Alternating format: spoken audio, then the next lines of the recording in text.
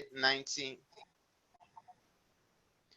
So this is, I think it's week 14 of COVID-19, which started as a stigmatization concern and has become all kinds of things.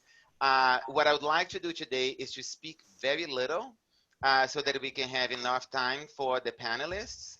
I have a special panel and they will be introducing themselves as we have always done this in the past. Um, I have placed right now on the chat box who they are, the names, and where their affiliation. So you can refer to the box anytime, but they will, of course, also identify themselves for who they are. And today we are going to be concentrating on COVID-19 as the backdrop of white supremacy that is being, rearing its ugly head for the past many weeks. Not that it ever goes away, but in ways that has been very clear, um, in ways that have been extremely brutal, and in ways that have been extremely lethal, with several deaths, one after another, and having to be the death of Black people, African Americans. And so I think that the idea here today for me um, is for us to listen as carefully as we can and to be aware that I'm trying to concentrate more than today, more than any other time, on anti-blackness, white supremacy. One can discuss, white supremacy in all kinds of ways, but the way it actually manifests in the United States and has been manifesting for 400 years is in this anti-blackness way. And I'm hoping that we will get to that as well as we move forward. So we have four guests that you can see. There is one guest that we are still waiting for, and hopefully he will join us. He has been a guest before, Charles Williams II, who is the pastor of the historic King Solomon Baptist Church, and he's also one of our MSW students. If he comes, it will be great. If he doesn't come, we will miss him, and I'll bring him back at some point. So without further ado, I am just going to make myself disappear, and I'm going to be conducting a conversation with my wonderful guests. And I think I'm going to start with Rashun Miles, who will be introducing himself in a second. Um, before we came here, I asked my panelists to think about a few questions. And I'm going to throw the questions so that they can be thinking about those things at the same time that all the participants can be thinking about those things as well. Um, I sent the following to them. This is not the first time in America that an unarmed Black man or woman is killed by white police. Many have been killed, but what is unique about the assassination of Mr. Floyd, I'm asking them, what is unique about this particular assassination that has sparked consistent local and national protests? People are demanding racial equality, but what does it look like specifically? What steps can policymakers undertake to dismantle white supremacy? And what steps can we, the people, take to dismantle white supremacy? And then I also ask them, how do you see this particular protest movement playing out? What do you expect to see happening in upcoming weeks and months? So as we think about those questions, and I'm gonna, ask Rashun to come on, I just want for a few moments to think about all the losses that we have experienced in this country and across the globe, and most particularly all the black lives that have been lost in the past several weeks, particularly to white supremacy. All the Black lives that have been lost to COVID-19 and the added complications of white supremacy that has taken even more Black lives from us. And for that, I would ask my colleagues and friends to join me in a moment of silence before we start the actual conversation.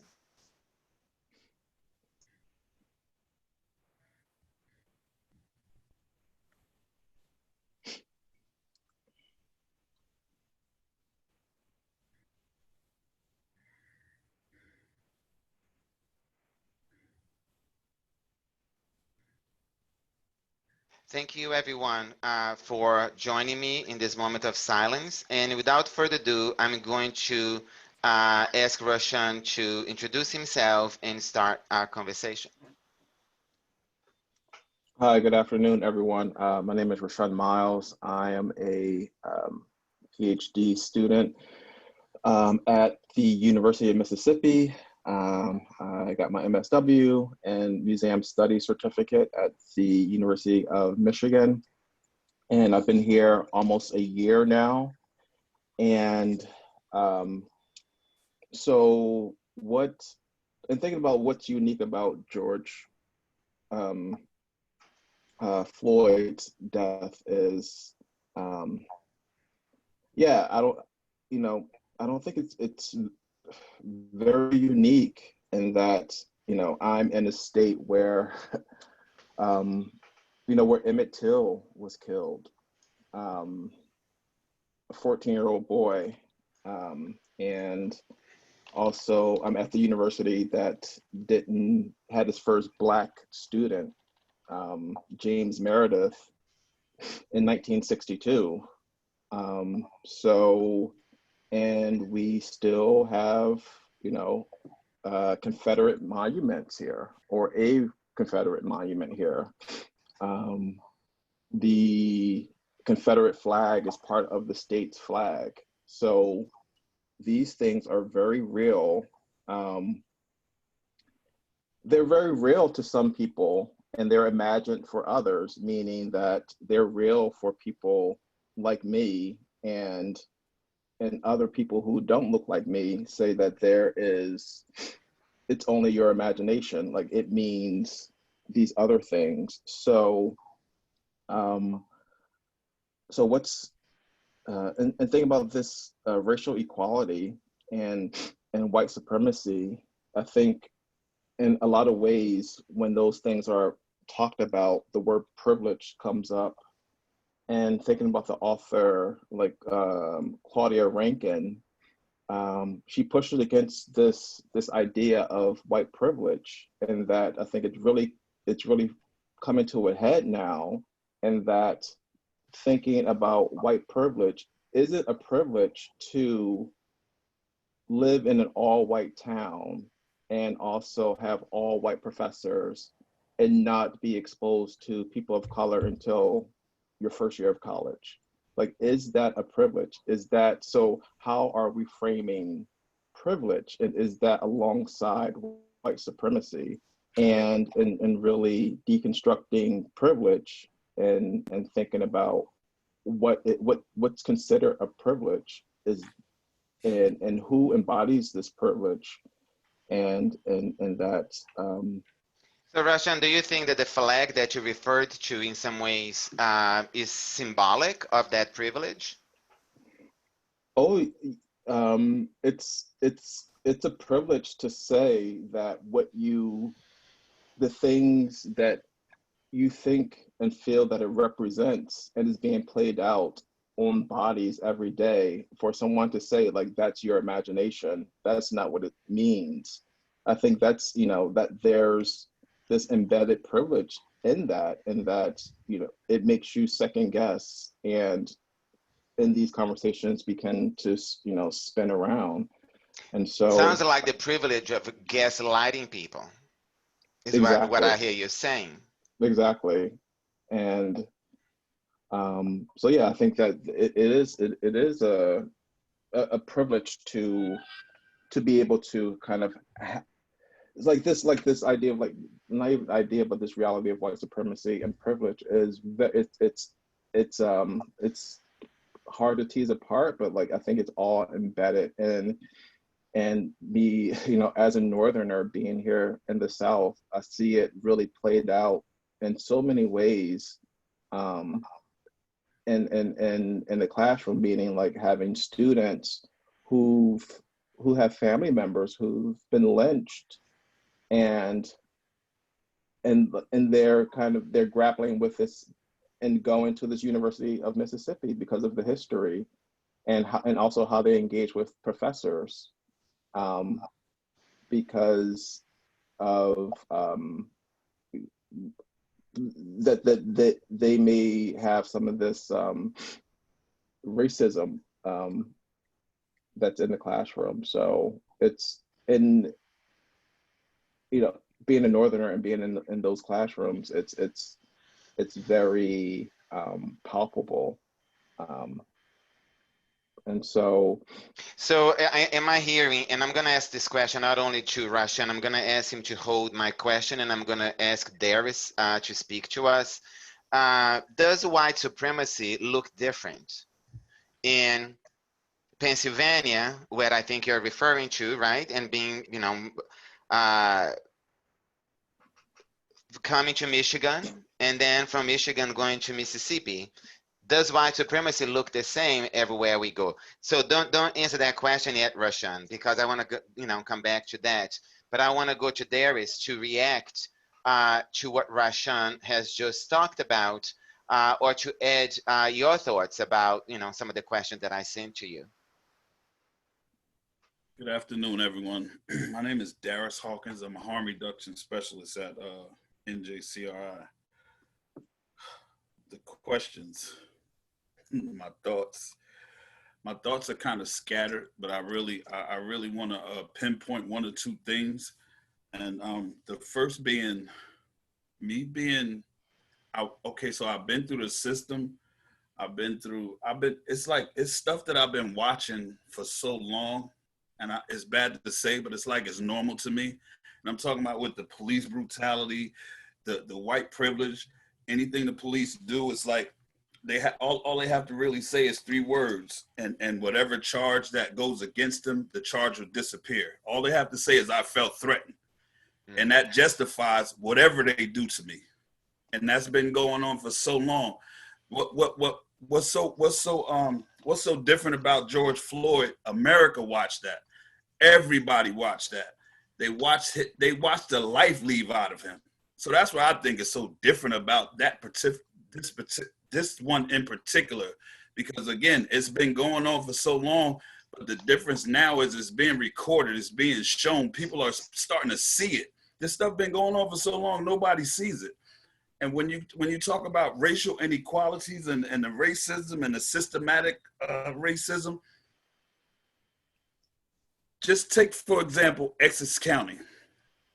In New Jersey, right? Yeah, Essex County in New Jersey. And Newark, New Jersey is the city predominantly Black. That's where all the stuff goes on at. But a person from Belleville could get caught with, just say, some cocaine, whatever. Their sentence is not going to be the same as mine. Being that I'm down here in the urban area, or whatever you want to call it, our sentences are going to be totally different. Everything is totally different. When it comes to white privilege, when it comes to white privilege, this has been going on for so long. Because I can't afford an attorney, I have to use a public defender who gets paid by the same people as the prosecutor. It's totally different when I catch a charge, as opposed to someone who has money for the lawyer, who could pay for the lawyer and stuff like that. So it's like when it comes to the injustices, I've been seeing them for so long. It's like I'm immune to them. And it's bad to say, but it's like America, when stuff like this happens, America shoves a pacifier. Like you shove a pacifier in a baby's mouth, they shove the pacifier in, give them whatever they want so they'll be quiet. But once the baby starts sucking the pacifier, excuse me. I get a little emotional when I talk because but when the baby, you're doing absolutely fine, Darris. When the baby gets the pacifier in his mouth, the baby stops crying for a while, but then the baby gets hungry. So then the pacifier comes out, now the baby's crying again. So they've been doing this. It's been so many black and white, so many white people killing black people, and they just pacify them for a second, give them what they want so they'll stop, and then it'll happen again. But what I think needs to be done, or what could be done different now, is they have to treat the police officers the same as they would a civilian. The police officers can't have one set of rules when they do something, and then you have a whole separate justice system for a criminal like me, what they call a criminal. I have a different set of rules than a police officer has. So I think if everybody has the same rules, a lot of that stuff will stop, because if they know it's a consequence behind that action, they won't do it, and they won't do it as fast. Maybe they may still do it, but they'll think about it before they do it.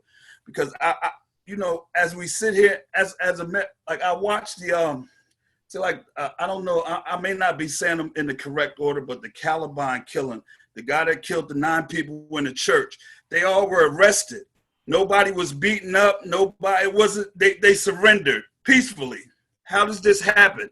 How come a black person can never surrender peacefully? How come it's always a threat when it comes to a black man? And that's just so. This is what I've been seeing for so long. People killed.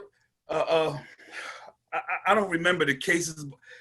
I don't remember the cases, but I just know I watch it on TV, and when the people do the mass shootings and all this, they all get cuffed, they all get handcuffed, they all walk in. But anytime a black person is something going on with a black person, they don't just walk in. You might see them with a black guy. He may not walk in at all. They might carry him in. It's totally different. And again, I've been watching these injustices for so long. It's like I'm numb to it. And so there is some people say that there is something different, and like you said, the assassination of George Floyd was recorded. It's not that we have never seen recordings before. We have, but you said that this one was different. And is it right for me to say that what's different was the sadistic nature and the length that we had to sit and watch this person, and of course that nowadays this recording can go to millions and millions of people. Mm-hmm. So people are saying that this time is different. One reason is because of the way it was recorded, and because this happened with the backdrop of COVID-19, where people had already begun to see so many disparities across races, right? And a lot of health disparities and lack of access and so on and so forth. So maybe there is some qualitative difference, but from the way you're speaking, it seems that, I don't want to speak for you, it's not ringing like a lot of hope to you. I want to hear from you if it is different just the way it looked, or is it different because it's going to lead to something different? What is your take on it? I'm really praying that it does lead to something different. But again, from what I've been seeing, it's like when the babies start crying. The baby is crying right now, and they're looking for a pacifier. But the pacifiers that they have, that they're offering right now, the baby's spitting it out. The baby don't want that pacifier. So, and I truly do pray that something good comes out of this. But until it's like really like equal equality, like no more white privilege and stuff like that, it's not going to change. It's going to quiet down for a minute, then it's going to go right back to business as usual. That's just my thoughts. But like, again, I'm praying it does change. So let's hear from Justin Woods what he thinks, if these things, which what he thinks it's going to change or not. And I'm also asking you to contrast with Darris, because clearly you guys are from different generations, right? And I think that also may make a difference in how this is perceived. And Charles, I see that you have joined us, but I cannot see you. But after Justin, if you could come on the video, I would like to see you and then ask you to react. Great, there you go. Okay, let's go to Justin first, and then we'll come back to Charles. Yeah, I appreciate, Rogerio, you convening this panel. I appreciate having this dialogue with other Black men, because I think in a lot of the organizing that I've done recently, oftentimes a lot of Black women at the forefront. So I'm glad to see, Black men equally committed to making change. I think, somebody who's turning 30 this weekend, this whole experience has been very different. Obviously, racism has been here for a long time, but I have never felt the weariness and the feelings of despair that I have felt, in the last week or two. And so I think as somebody who's younger, who, in many ways is, soon to take the baton from, this intergenerational struggle and carry forward, this work, I think it is, it's just a new experience. I mean, and it's really been difficult and challenging to how to navigate it all. And I also just want to, if we can broaden the conversation a little bit, I think as a cisgender queer person, it's interesting that this is occurring during Pride Month. I know we've been talking a lot about Ahmaud Arbery and George Floyd and Breonna Taylor, but Tony McDade, a trans man, was also killed by police, in the last couple of weeks here as well. That's a name that oftentimes isn't included and isn't brought up. I think it's important that we continue to think about, this intersectional systemic oppression that the LGBT community is facing at this time, the way that COVID impacts, members of the LGBT community as they have to potentially engage, the hostile medical infrastructure and industry that isn't always the most inclusive. And so I hope that, as we're continuing to talk about, anti-Blackness in this country, that we really think about all those other identities that potentially have a unique and magnified or compounded oppression as they too are fighting anti-Blackness. So just again, I want to ask you to go a little further than that, because we are talking about the compounding effect of different identities, right? So this COVID-19 series that I have been facilitating for several weeks has been focusing on identities and vulnerabilities. And what I hear you're saying is that depending on your identities, they may compound, a vulnerability. So would you speak a little more specifically? I mean, how does COVID-19 affect someone with different identities, such as the ones you just identified? Someone who might be gay, or someone who may be just like gender non-conforming, or someone who might be a transgender person in either direction, right, of the continuum.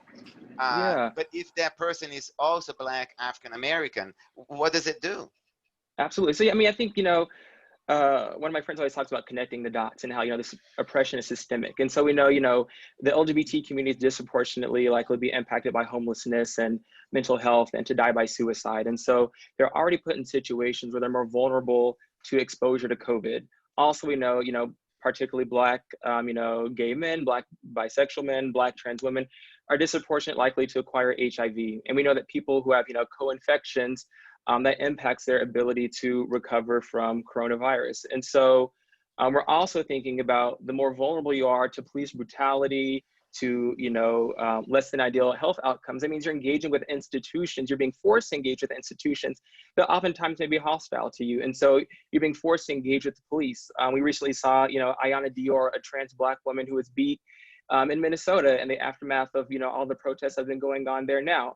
And so, she is now being enforced to engage with, law enforcement, an institution that hasn't historically been not only inclusive and protective of, Black people, but of Black trans communities in particular. And so I think, it's just so important that we continue to center these communities that are most marginalized, because they're always going to be the ones that are most impacted, by oppression in any way. And so, again, I think it's striking that, Pride, when you think about, Pride in the LGBT community, this is a struggle that was started by, Black and brown, queer and trans women.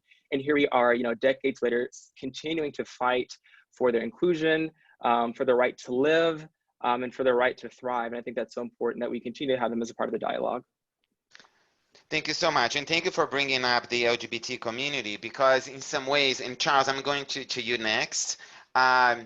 Because we a lot of conversation lately about the protests, the demonstrations, and the accusations of violence in the protests. Usually, just the violence from the perception that the protests are in their nature violent, right? And that in some ways the violence of the protests incites white power and white supremacy to create even more violence against the protesters, right? And we know, for example, in the history of the of LGBTQ plus rights in the United States, the very beginning of those protests was not very peaceful. If we go back to to Stonewall, that was not very peaceful at all. So I'm going to Charles and asking him to to comment on all the things that you have heard, but also to help us and bring us up to date on what's going on, not only in terms of the demonstration and the protests that we are seeing, but also the perpetuation of this image that everybody who is demonstrating is a violent person. You know, people who have been called all kinds of names, usually by white police, white, you know, politicians and others. So, and please introduce yourself. Well, first of all, thank you, Rogerio, for holding this conversation, and certainly I'm always glad to interface with you all. I want to start here. I wrote a piece about this. It's about 2 minutes, and I think I can get right through it if it's okay with you. The old expression, if it bleeds, it leads, while still valid for newsrooms everywhere. The age of Trump has produced a new lead. Is he going to say something racist today? With that, the term white supremacy has made a re-entry onto the stage of public discourse. Everybody has something to say about it, especially when Trump makes incendiary remarks at rallies and is called African nations shithole countries. This entertainment style packaging and drama intrigues viewership and builds audience, but much of the time it misappropriates the problem of white supremacy by hinging it on a tweet of a tiny man while giving commentators much to get wrong about race and white supremacy. This abuse of the race problem by media and politics is a bigger problem. This, I believe, has done more to hurt the conversation than to help it. What diving in on white supremacy has become is a tool for media to use as a viewership booster. For the liberal, a tool to design a "we are not like that" style politics. And for conservatives, an opportunity to promote subterfuge, patriotism, pride, and heritage. What concerns me about the political football use of white supremacy is that it minimizes the meaning and mystifies the term. The liberal left does not have a lease on defining white supremacy, nor does the conservative right bear all of the ownership of what it means to be one. White supremacy is institutional. It is not merely for crazies who need mental health or poor whites who are scared that blacks are going to take their stuff. In fact, I would submit that the bigger problem with those who go on so-called race killing sprees is they are allowed to have access to assault weapons. With hundreds of years of white supremacy indoctrination, it is omnipresent in society and its systems, not limited to the United States of America. So then the question becomes, how best define white supremacy? And for me, I don't have to look further than the lack of corporate boardroom representation, lack of diversity in university faculties, disparities in health treatment and access, disparities in access to capital and financing, university and college admissions, colonial power that still to this day have influence in Black countries, Hollywood and entertainment casting, newsroom and news desks, public service contracting, trade unions and favored nepotism, a broken education system that leads to the prison pipeline, criminal justice system that is overwhelmingly so Black, Democrats that have abused Black loyalty, Republicans that cut economic programs for the poverty class, liberals that insultingly know what is best for Blacks, conservatives that use morality as misdirection and stoke racial fear, of course, police misconduct. All of these criticisms that I have laid out have their roots not in mentally challenged individuals or the KKK for that matter, but a white supremacist social system, a system that repeatedly overlooks the aforementioned problems, but then says we couldn't find any Black candidates. They don't manage their money well. Their company didn't meet the bond requirement. They couldn't pass the test. Don't focus on race, it's about economics. We need to lock them up. Sorry, sir, you don't have a track record. Your insurance does not pay for that. I think he's dangerous. She has way too much attitude. Why is he so confident? You're trying to do too much. These are the constant everyday white supremacist contributions to problems that only Black people have. Therefore, I wake up every day doing the Muhammad Ali rope-a-dope and fighting through white supremacist systems, trying to figure out how to stay out of jail, survive, and achieve some modicum of success in my work. If you are white, these are problems that you do not have. And if you dig down into your core, you may have held on to some of these same white supremacist conversations. I'm a black man in America. I live this, and every day I wake up, look at my 3-year-old girl and 2-year-old boy, and say to myself, I have to teach them how to fight. This struggle is not a fight with their hands, but with their minds. Because if I don't teach them to be twice as good and not take no for an answer, they will be eaten up by the ugly monster of the real white supremacy. So as we have our national dialogue in media,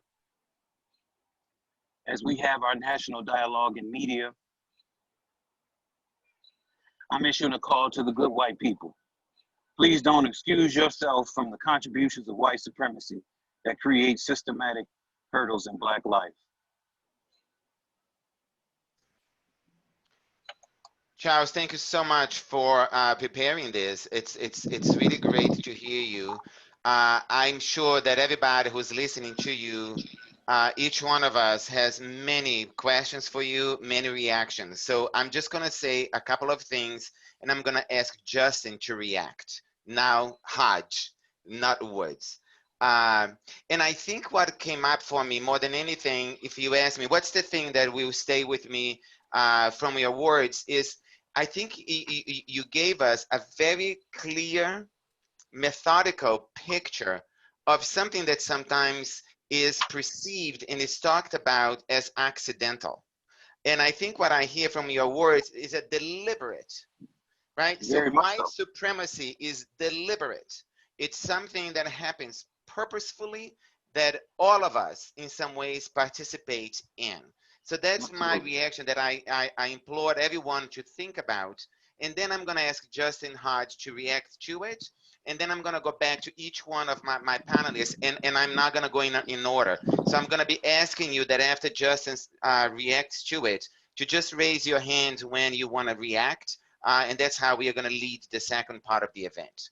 So there you go, Justin. There's a lot to react to there, but thank you, Rogerio, for having us here for this really important conversation. So part of my reaction to... Tell us who you are first. Oh, right. Sorry. I'm Justin Hodge. I'm a clinical assistant professor at the School of Social Work.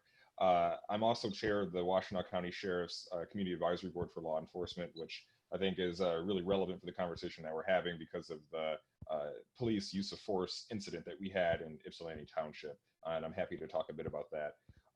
I'm also on the Board of Health for Washtenaw County, which is also relevant to this COVID discussion that we're having, because we know that COVID-19 disproportionately affects communities of color. I mean, within Washtenaw County, for example, the county's population is only 12% African American, but more than a third of the COVID-19 cases are African Americans. And then we know that the 48198 and 48197 zip codes, and I live in the 48198 zip code, have been disproportionately hit because there are larger African American populations there, and they make up the COVID-19 cases are almost for the county almost 50% from those two zip codes. And there are a number of challenges in this part of the county, and a lot of inequities that have been perpetuated over time that I've been working to address through various means with my work with the county, also in running for office. Yeah, when we think about what makes, to respond to the initial question about what makes this George Floyd's murder different, I don't know if it will be different unless we make it different. So nothing different is going to come from this unless we take all the action and all the passion from the protest and turn it into something. It needs to turn into sustained change. And when I think about that, I think about sustained change through policy. So we don't have policies in place that allow for these kinds of the use of force by the police to happen like this again. And what do we like? Why do we think more people are involved this time around? I think a lot of it has to do with, in the conversation, like what Charles mentioned, with white supremacy being, shouted out from the highest levels of our government. I mean, the ways in which Trump has normalized white supremacy has emboldened people throughout his time in office, and it's become commonplace. But also recently, people have become more aware of the inequities. So the inequities through COVID have made people that normally wouldn't be thinking about social justice or inequity and how to fight against it, have made them aware of it. And then we see these police brutality issues and the inequities related to that. I think that we have a lot to thank from allyship. I think there was more allyship in this particular instance than in previous instances. And even internationally, I think people are becoming fed up with seeing white supremacy and these inequities, both in our country and internationally. So we have more people speaking up. But all of that won't do anything unless we take this into some kind of sustained change. I'm gonna go to Rashun back to the question, but and I'll come back to you, Justin, in just a minute. I asked Rashun to hold the thought about white supremacy looking different, or the manifestation of white supremacy perhaps looking different in different places that he has lived. So I want to go back to that as well, and if you can react to what Charles had to say in terms of because I think it connects to the idea of white supremacy manifesting itself differently in different places. If you think about how purposeful it is, like the deliberate nature of white supremacy, right? Yeah, I think living here in Mississippi now is like, this legacy of lynching is real, and that, that in addition to the body hanging from a tree, there were postcards of people, white people, looking at the bodies, right? And so this idea of spectacle and the body on display in that way, and so it's it's the family of the person who's hanging from the tree, and then also the hundreds of people also watching this, and at times dismembering the body, taking parts of the body, displaying it on mantelpieces. And that is the legacy, and the tearing apart of the body, and also tearing apart the idea of what it is to be a human. And so in both ways, in the spectacle, and thinking also about Emmett Till and his mother's decision to have an open casket funeral, and thinking about the dismembered body in a different way also. So I think so thinking about George Floyd, like this spectacle, it's been going on for a while in different iterations, but this body on being a spectacle, and I think it's been captured on, and I think not that I think, but like Darris really hit it on the head, and like this video, and him calling out for his mother, and she's been dead. And I haven't I've just read the transcripts. I actually can't bring myself to even watch the video now. And then also think about like Charles and this medical model, and that doctors and pre-med students and med students still think that there is a difference. Over 50% of pre-med students, given a survey, they think that Black bodies are different, meaning like Black people's blood is different, their skin is thicker, they can endure pain at higher levels. Like this is like 2019, like this is real. So so what's different is or what's unique, I'm still grappling with that. It seems like a lot of it is still the same in different iterations, and that and again, and to reiterate what Charles said, it's systematic, and what you said is deliberate, and that we need to come to terms and to really understand, like, this is what what the United States has been built on, and like until we align those ideas and those thoughts, like we're going to run into like the same issues, same problems. So Rashun, I'm and I'm gonna go to Justin Woods and then back to Darris in a second. I hear the conversation, having two major themes in terms of white supremacy. One is what it does to the body of the Black person, because we are talking about an anti-Blackness, white supremacy here, right? So there's this you know, the widespread white supremacy that basically is intentionally trying to denigrate and destroy the body of the Black person. This is what I'm hearing my panel saying, right? At the same time that this is happening, there is a systemic thing happening as well, controlling those bodies before they are actually dead. Does it make sense what I'm saying here? And I wonder if those things, I mean, they are very complex, and I think that naturally we are separating them a little bit. But I think Rashun, at the end of what he had to say, began to connect those two things. And I would like for us, if at all possible, to make that connection, right? I mean, that those things are not happening separately. And even though the destruction of the Black body in very gruesome ways may have happened in Mississippi, but the destruction of the Black body and the soul was happening at the same time in the North, in the West, no matter where you went, right? And beyond the United States, in places, there were colonies before the United States was. Brazil, for example, where I grew up, I mean, Brazil was transporting slaves to what we call Brazil today 100 years before, almost 100 years before the United States, right? So Justin, what is your reaction to what I just said? Yeah, I think it's interesting. I think what comes to mind for me, and something I, hope to have the opportunity to talk about is just, trauma, and racial trauma.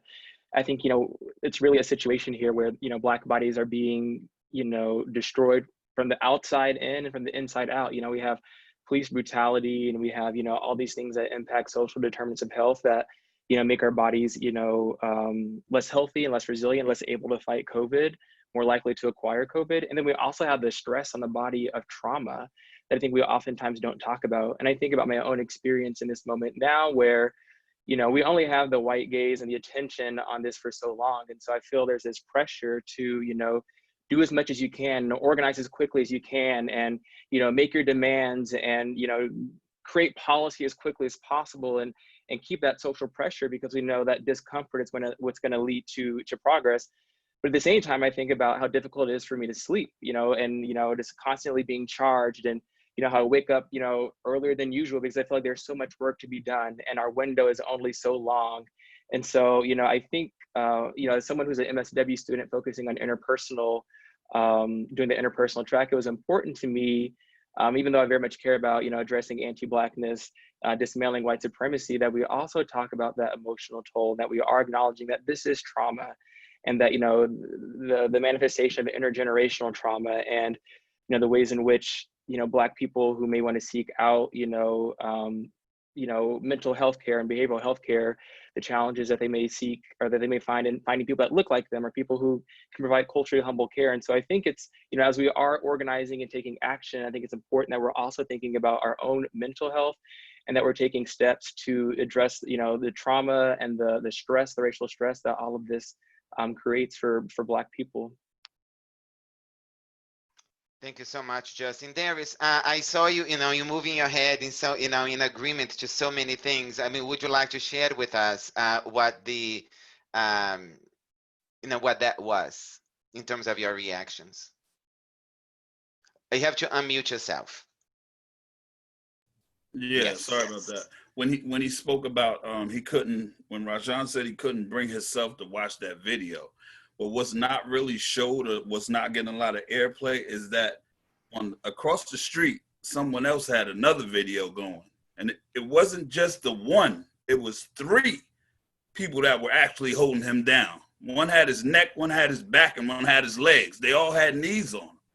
And that's so,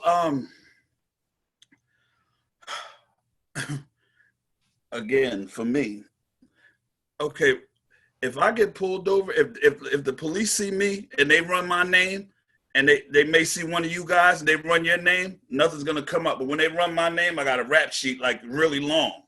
So automatically, they're automatically like on guard, or however you want to say it. That, I don't. It's just so this is really a lot. This conversation is really a lot.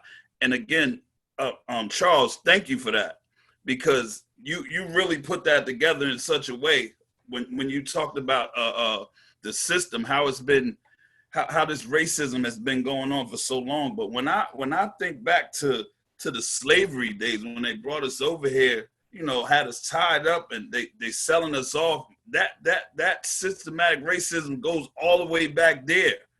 And it's just so many things that I've seen over the years, and for me, I've lost all hope in the justice system. I just don't see it, because again, I think the pacifier is going to come and it's just going to go away until it happens again.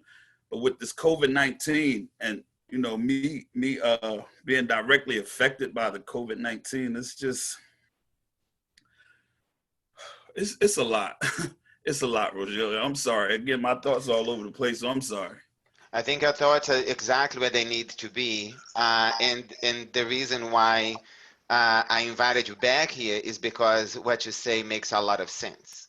And we need to hear your voice. I think your voice in many ways complements exactly what Justin Woods just talked about. You know, being aware that we have structural needs, and we also have very individual level, you know, personal needs. So we should be the ones thanking you for coming and sharing all these things that you have shared with us. And what I hear in your voice and in your expressions there is, more than anything, is that fear that I think that a lot of Black men have in the back of their heads, and sometimes not so much in the back of their heads. Mm-hmm. You shared a couple of weeks ago your worries about your sons. So it's not just the idea that one is worried about oneself, but one is worried about one's father, one's grandfather, one's children, and one's grandchildren. It's a situation where the worry and the fear is recurring, even if it is not just about oneself, it's about all the other people who are related to you. It's what I heard you saying the other day. Absolutely.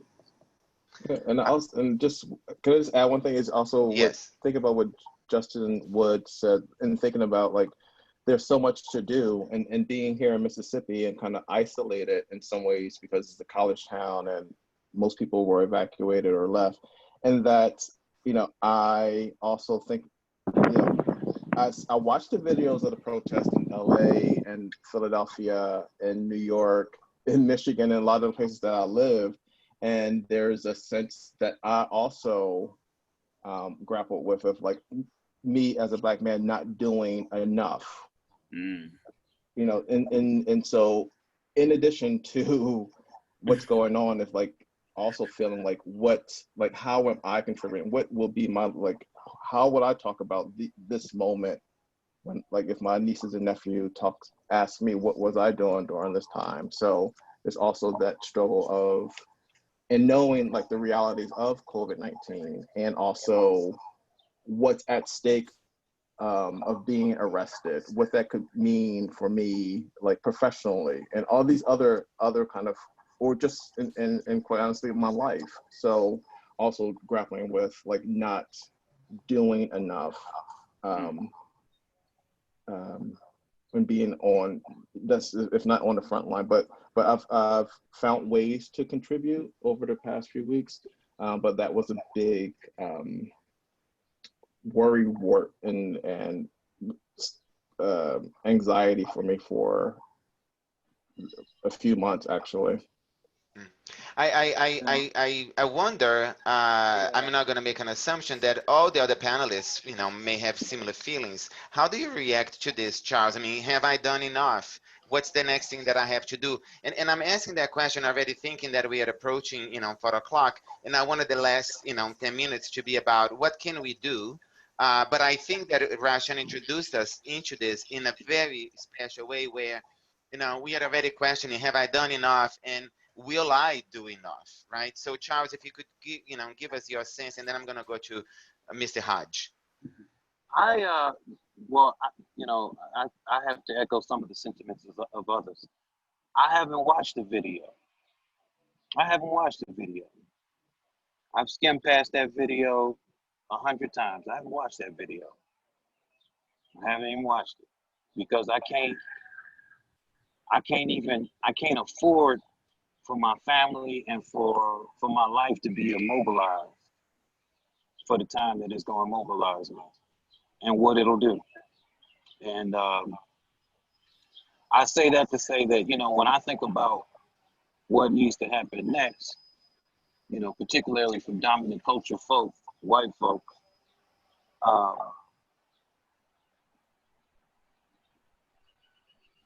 I really feel that, you have to pick up your bucket where you are in the position that you're in. Last I checked, I think you're a full professor, faculty here at U of M. How many African American men are you mentoring? How many are you shepherding? How many African Americans are you shepherding? I mean, the admission rate for African American men at University of Michigan School of Social Work is abysmal. There's 2 of us in the joint program. One of them is on his way out. I just got in the PhD program. I mean, I know I wasn't the only one that applied,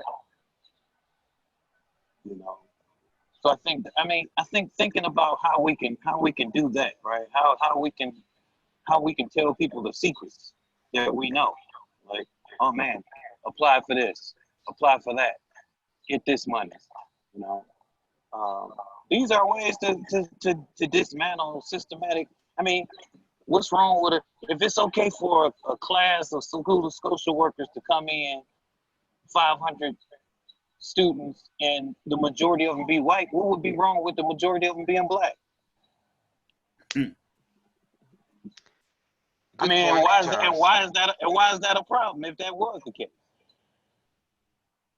So I think we have to figure out ways to do things where we are, and I've organized protests, been a part of protests and demonstrations, and will continue to do so. But the trauma of all of this, I'm a skeptic, I feel like good white liberal folk is going, oh, this is so bad, and I just feel so bad, and, cool. But I feel bad every day, and I wrestle with this thing every day, and I work through this thing every day. And I look at my 3-year-old son every day. So I don't know if that offers much help, but that's where I'm at. Oh, those are very good points. I mean, very sobering points that I think we need to think about. Hodge. Yeah, so a lot of what Charles was saying is making me think about like an anger that I have related to this. I've been having a hard time putting into words. I mean, part of it is, and like Justin said, there's only gonna be so much time that there's attention on this, and we all feel compelled to do something because largely a lot of white people are doing something now. But so why do we have to do it now though? Why does it take now for the attention by the dominant group to be focused on this? Now we have to act. Now maybe if we do something, there could be some kind of sustained change. So I want to be optimistic and hope that if we do enough organizing, we do enough pushing to make some kind of systematic change, there will be a better future. But there's also this anger about why now? Why is it this time? Maybe now it's our time to maybe make a change. So it's hard. It's like I want to do all I can. I sometimes feel like I'm not doing enough, but there's only so much time, and just like there's a lot of fatigue and anger, and you have to like feeling like I have to just keep pushing through it to be able to try to make change now. It's tough. It's a tough, and I think the other panelists would agree. I mean, it's a tough situation to be in. Well, Charles just talked about. I mean, I think what I hear from the last Charles and Justin is, I mean, the exhaustion is already there. So when something horrific like this happens, people who are every day feeling the effect of white supremacy, they are already depleted. There's just so much time, and so much energy that they can use to do this. It cannot really be completely sustained by the people who are already exhausted. I mean, I was very touched by what Justin Wood said before, that like, waking up early because the day is just so long, and there's just so much more to do. So I'm gonna go to you, Mr. Woods, because we are becoming like last moments. Yeah, I mean, I think in hearing what everyone's saying here, I think it, you know, it really highlights the responsibility for us to take care of ourselves. I think, you know, one of the most frustrating and most resonant parts of white supremacy is that, you know, Black men have some of the shortest life expectancies in this country. White supremacy will literally take away our ability to live. And so sometimes when I'm thinking about a motivation to take care of myself, it's, you know, Justin, you know, go on that run, eat that healthy food, go to bed early, you know, because just living and extending my life in order to continue to be a voice is a way to fight white supremacy. And so I try to use that, you know, being healthy as a motivation, or, you know, recognize that being healthy is a way in fighting white supremacy. And so that hopefully that can be a motivation for me to make healthier choices. One thing that has Can I occurred say to me. something, Rogerio? Yes, go ahead. For me, when it comes to the protests and things of that nature, there's nothing I would love more than to go out there and be a part of that. But because of my criminal history, I won't go out there. I won't be a part of that, because for me to be arrested at a protest, my charges will be different from, say, like somebody who's on this panel that never been arrested before. It's a whole different thing that I would have to deal with. And for me, it frustrates me because I do want to do more, but I can't, and I won't allow myself to be taken away from my family again. That's something that really bothers me. But what I do, I have a group that I mentor. I have a group of young men at my church that I mentor, and all I can do is give them what a street level of it. You know what I mean? So and like me, at a young age, I made a lot of mistakes. So I try to educate them on what not to do if they're approached by the police or whoever. You know what I mean? Or even just doing everything, just trying to, you know, get them to stay away from all that negativity that's right in our area that, you know, that we're living in. Well, that alone is a lot of work, right? I mean, you know, Yeah. about what I was saying in terms of being exhausted, right? I mean, having that responsibility on a day-to-day basis is in itself a lot of labor. Rashun, do you have You know what though? final words? If I could just say real quickly, because I think Yes. Justin brings up a good point. But I just want to say this: I run 5 miles a day. I've run 3 marathons, and I'm probably going to run another one this year. Um, Physically, I can do everything I possibly can to, you know, give myself what I need so that I can make it through this thing. But I'm gonna tell you something. Mentally, mentally, the workout of and stress of white supremacy, all those things I said in that little writing I put together, I hear that stuff all the time. You're doing too much. You don't improve for this. You're not ready for that. You can't do this. You can't do that. I mean, the mental strain. And so if my good white folks can do anything to help me release the mental strain of what it means to exist in this society. Thank you for bringing that up as well. I mean, very important. I mean, though connected body, mind, and soul, they also live in separate spheres. Rashan. Yeah, yeah, I'm really happy that we had this opportunity to talk. And there's a few things that I jotted down. Probably too much for the last moments, but Pick one or two. um,